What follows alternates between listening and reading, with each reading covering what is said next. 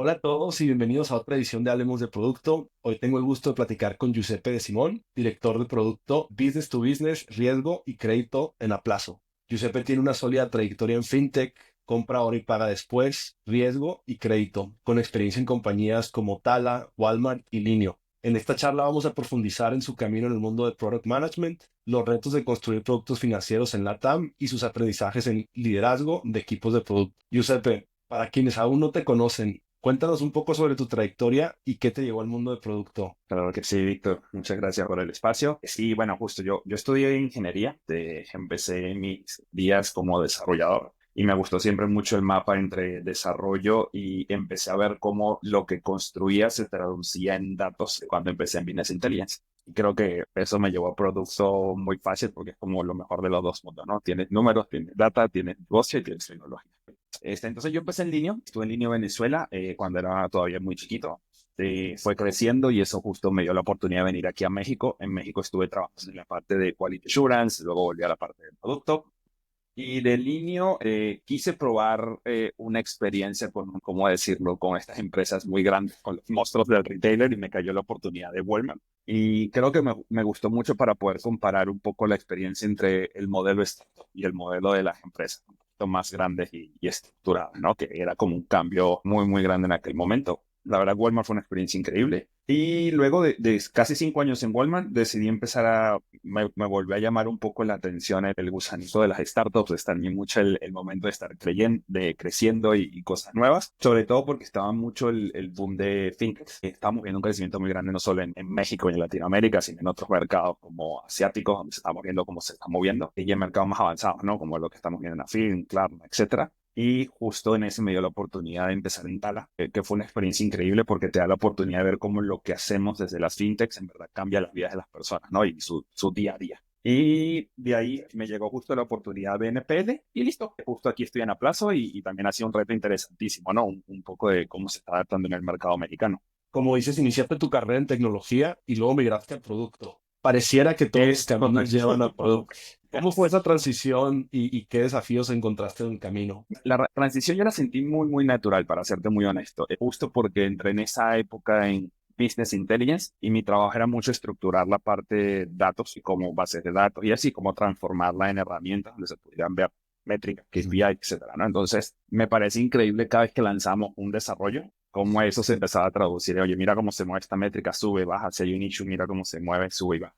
Y eso me llevaba mucho a hablar con los equipos de producto para entender cómo estaban funcionando los desarrollos, qué estaban quedando bien, cuáles eran los pain points que teníamos. Entonces, la verdad, la transición la sentí muy natural porque en esa discusión justo salieron oportunidades en el área de producto y me gustó mucho probarla y creo que después de ella ya no tuve vuelta atrás y me enganché muchísimo en el área, ¿no? Me encantó, la verdad. Has trabajado en diferentes sectores, como mencionabas, retail, fintech, startups, y ahora estás en compra ahora y paga después o buy now, pay later. ¿Cuál dirías que son las diferencias clave en gestión de producto en cada industria? Uy, es buenísima esa pregunta. Mira, cuando estuve en retail, sobre todo estuve muy enfocado en e-commerce. Creo que una de las principales cosas es el tipo de necesidad que tiene cada cliente, ¿no? Creo que esa es la gran variante que yo veo.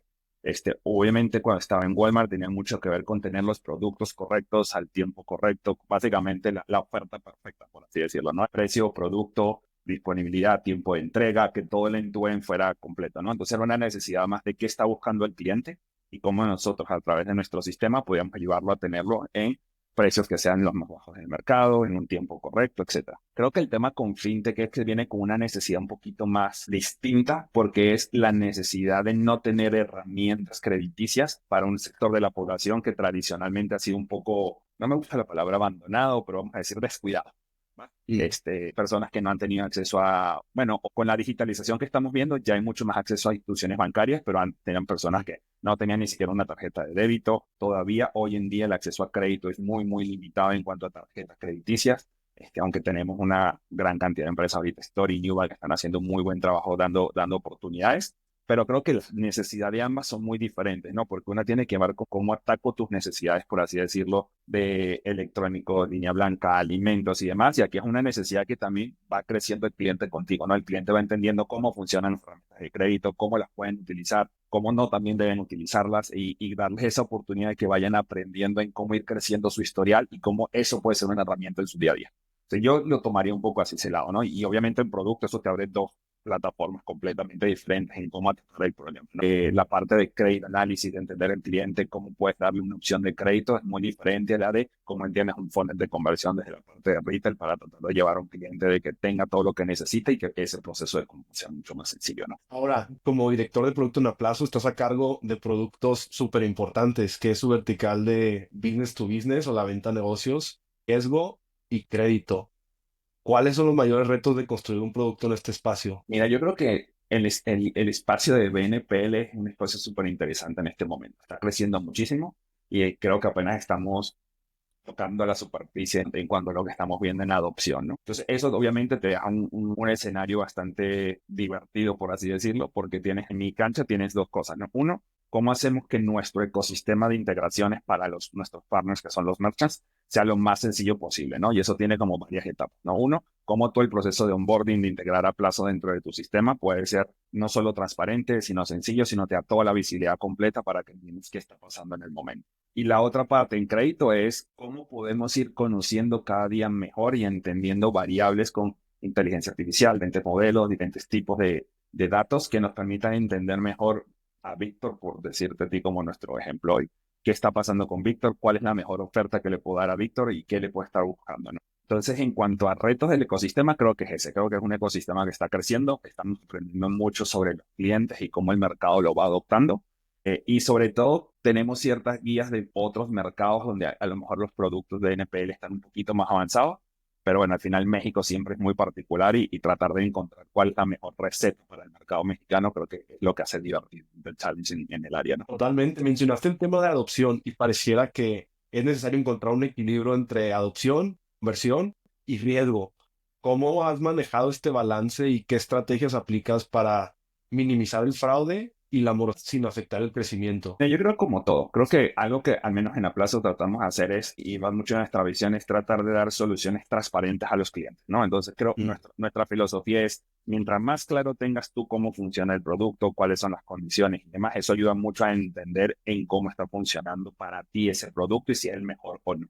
Y eso ayuda mucho, sobre todo en este segmento donde hay muchas personas aprendiendo sobre el tema crediticio y que esto son su primera vez con un crédito, entonces creo que esa parte es fundamental para todo lo demás, ¿no? Como todo en fraude, es una tarea que nunca acaba.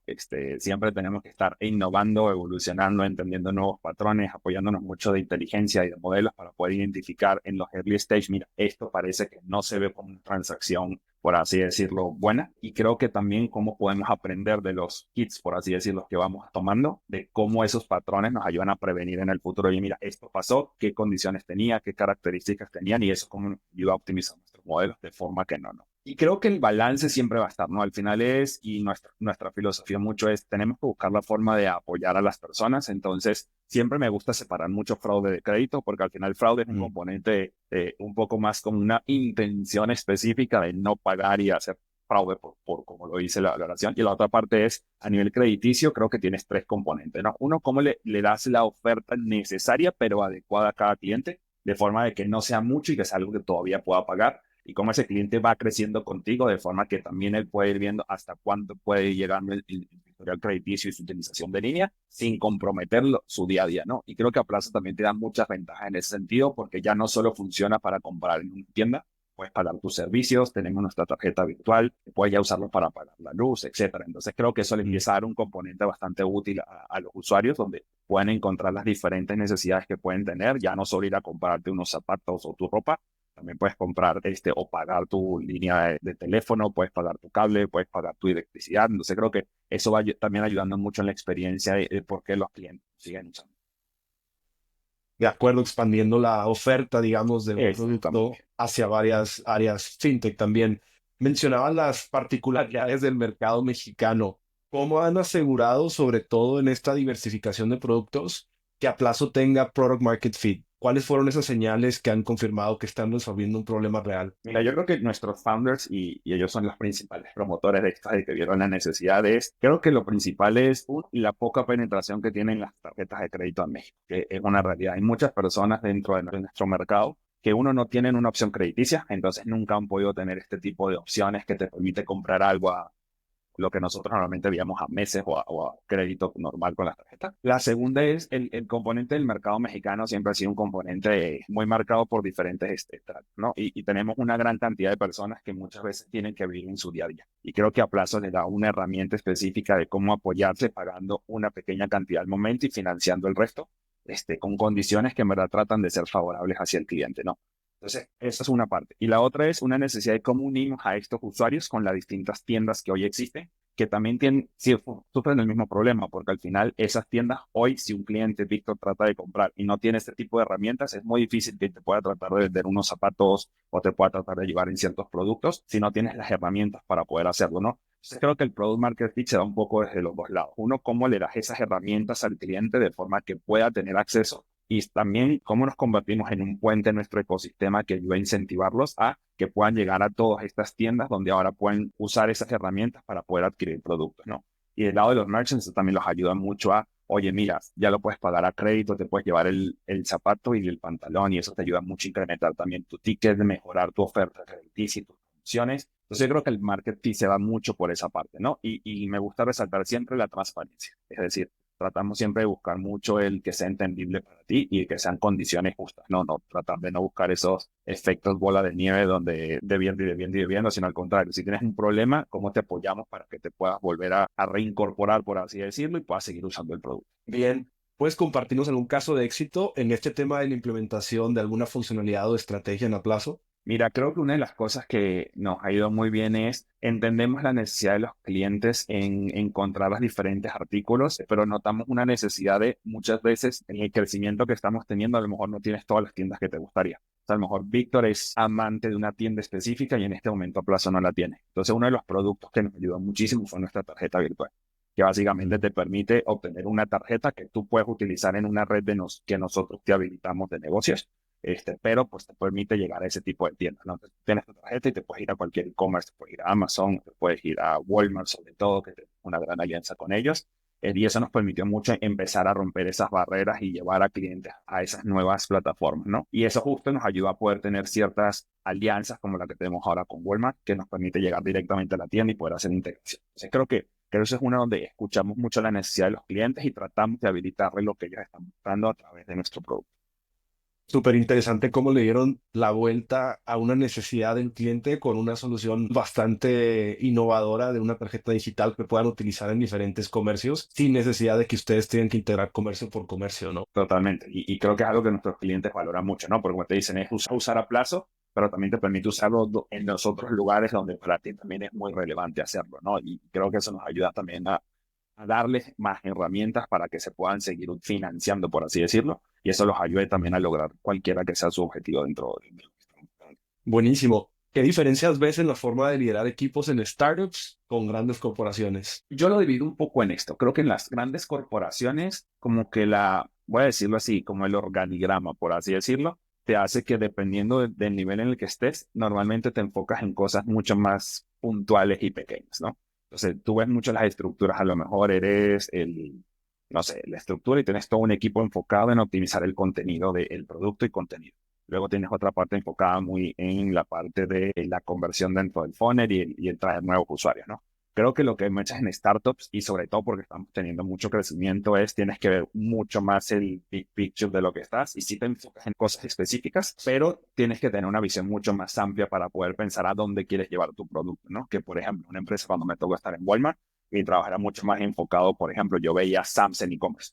Entonces no tenía tanta participación. En Walmart sí trabajábamos colaborativamente con otros equipos, pero mi enfoque era 100% Sam's e-commerce. En cambio aquí, por ejemplo, en Aplazo, es una variedad completa de, bueno, toda la parte de Merchant B2B como crédito. Entonces te ayuda mucho a tener una visión más amplia y entender cómo se unen mucho más fácil los puntos. Y creo que a nivel empresa un poquito más grandes te ayuda a enfocarte mucho más, llegar a ese nivel de detalle que necesitas en entender una parte específica de todo el funnel, por así decirlo. De alguna manera tienes más profundidad, digámoslo así, te puedes clavar más en el detalle de estas áreas. No, y totalmente, y creo que al final lo entiendes porque estas empresas, no sé, pensando nuevamente en mi experiencia en Walmart, ya empezar a optimizar la conversión necesitas llegar a ese nivel completo, ¿no? Porque ya estás en unos niveles donde el volumen tienes que empezar a específicamente buscar qué segmento, qué momento y te está atacando, ¿no? Cuando estás en un startup, obviamente dependiendo del momento en el que estés, pero cuando empiezas, pues el crecimiento siempre es un poco más acelerado. Entonces, es una visión diferente en cómo vas haciendo que tu producto escale y vas evaluando el product market fit y cómo lo evolucionas. Y creo que luego llegas a una etapa de cuando ese crecimiento también empieza poco a poco a segmentarse dependiendo de los usuarios que ya estás llegando, el volumen es tanto que empiezas a separarlos por, mira, este segmento se comporta de esta forma, este segmento de otra forma. Entonces creo que las startups van creciendo hacia ese nivel de entrar en el detalle, pero empiezan en uno mucho más amplio, por así decirlo. Bien. ¿Cuáles dirías que son las habilidades más importantes para alguien que quiere entrar en producto en fintech?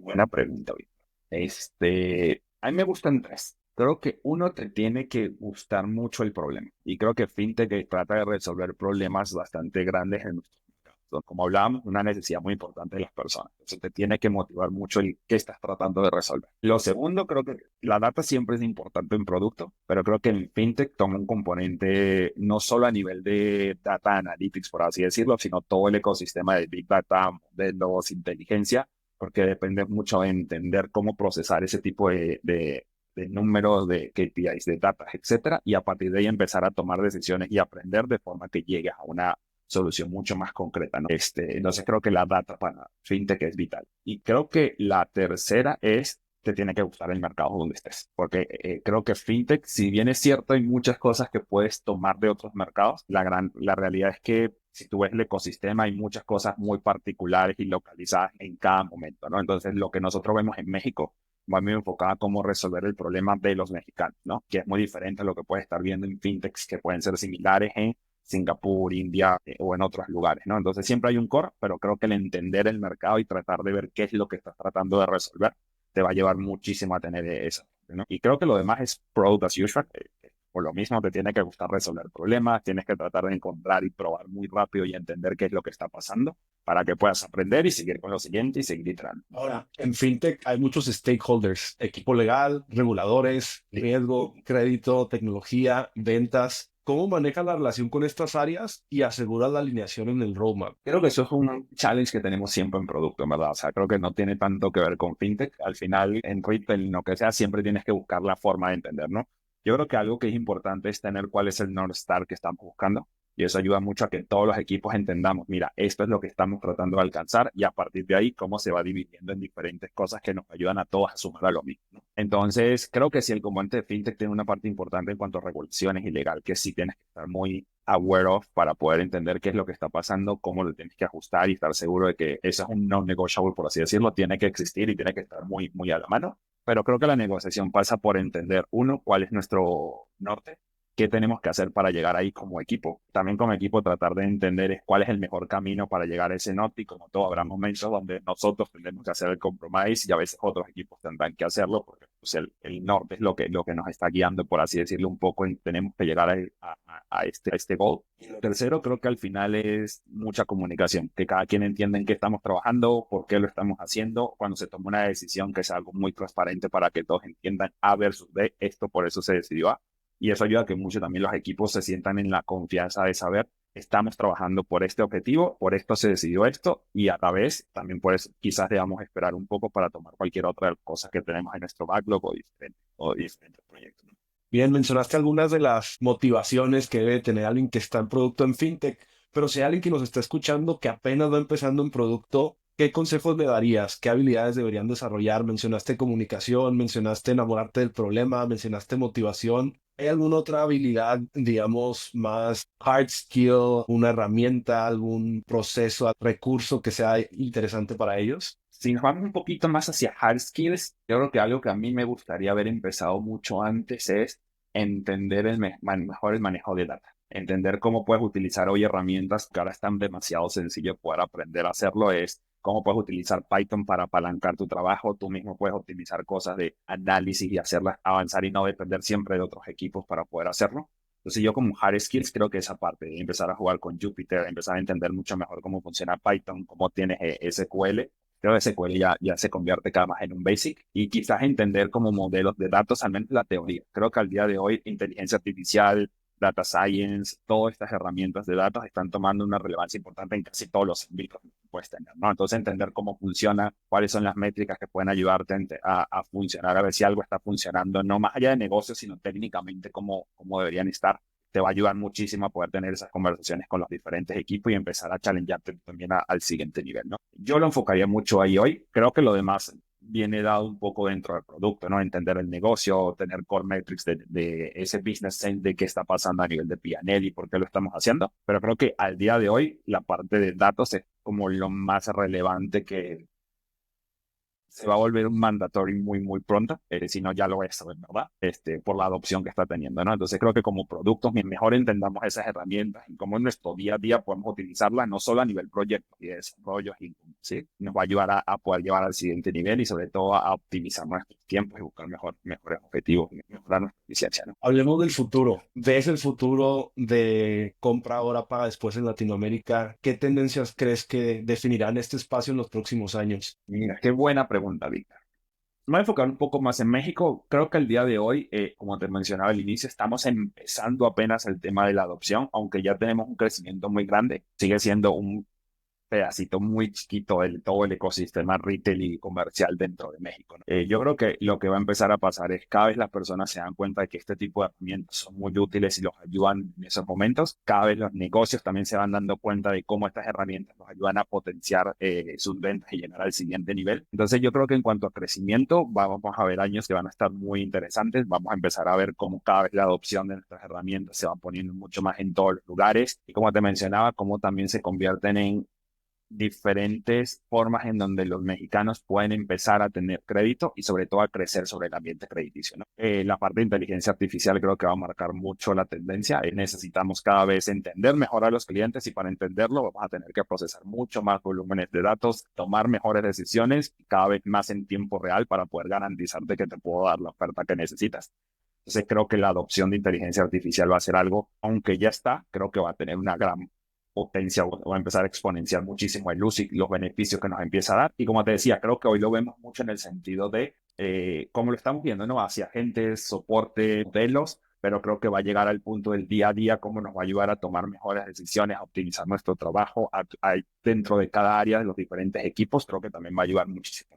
Al final en tendencia, creo que sí, un poco los diferentes players que estamos viendo en el mercado van a empezar también justo a probar mucho más cuál es el mejor market fit que tienen dentro del ecosistema de México. Es un mercado tan grande que también probablemente diferentes segmentos van a necesitar diferentes condiciones de capability, de features, que también cómo empezamos a no solo enfocarnos en ciertos nichos, sino cómo le damos una oferta cada vez mucho más personalizada para que si Víctor llega, la oferta se adapte a lo que sabemos de ti y sobre todo a lo que tú estás necesitando, ¿no? Y eso creo que va a ayudar muchísimo a marcar la tendencia en el próximo.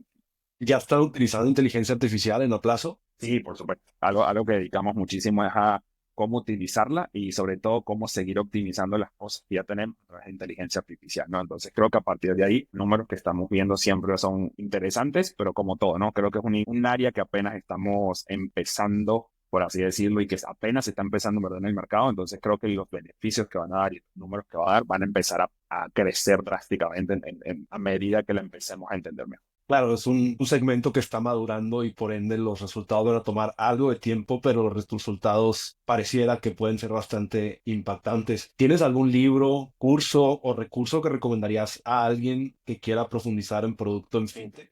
Creo que en general para producto, no sé si tanto para fintech, pero creo que uno que lo he vuelto a leer varias veces, me gusta mucho, tiene que ver con Start with a Why, que es entender el problema y por qué lo estás haciendo. Y creo que otro que me parece muy, muy relevante es Hooked para producto. Creo que te ayuda mucho a framear y a estructurar mucho la idea. Y hace poco me recomendaron uno que te digo, fue esas recomendaciones que me dijeron y bueno, voy a darle la oportunidad a ver. Y me gustó muchísimo, sobre todo porque framea mucho para fintech. Algo importante, te voy a decir el nombre porque se me fue 3 segundos exactamente. Se llama Conscious Business. Ajá. Y básicamente ayuda mucho porque creo que en fintech algo importante es cómo lo que hacemos afecta directamente el día a día de las personas, ¿no? Si una persona tiene una deuda, eso genera mucho estrés.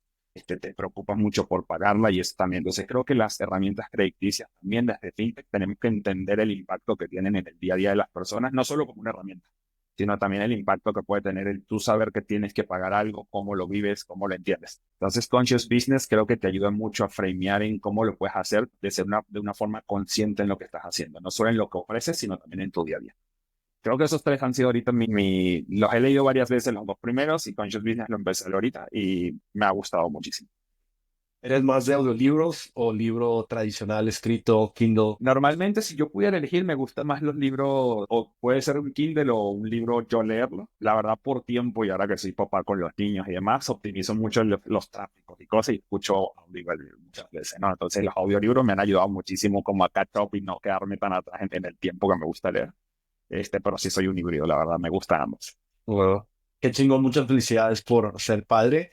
Y bueno, Muchas gracias. muchas gracias por esta increíble conversación. ¿Dónde pueden encontrarte nuestra audiencia si quieren saber más sobre ti o conectar contigo? No, con gusto. En LinkedIn ya sabes que por ahí siempre estamos y cualquier duda siempre estamos disponibles. Súper feliz de siempre apoyar y aportar dentro de la comunidad de producto. Creo que es una comunidad que es bastante colaborativa y siempre nos apoyamos mucho. Entonces, con mucho gusto, me encuentran como Giuseppe de Simón en LinkedIn. Siempre a la orden, al contrario, un gusto poder hablar contigo. Está increíble lo que estás haciendo. Me ha gustado muchísimo estar siguiendo las anteriores y con gusto ver qué más traes por ahí en el futuro. Muchísimas gracias y gracias a todos por acompañarnos en esta edición de Hablemos de Producto. No olviden suscribirse para más entrevistas con expertos como Giuseppe. Nos vemos en la próxima edición. Gracias, Víctor. Cuídate. Bye.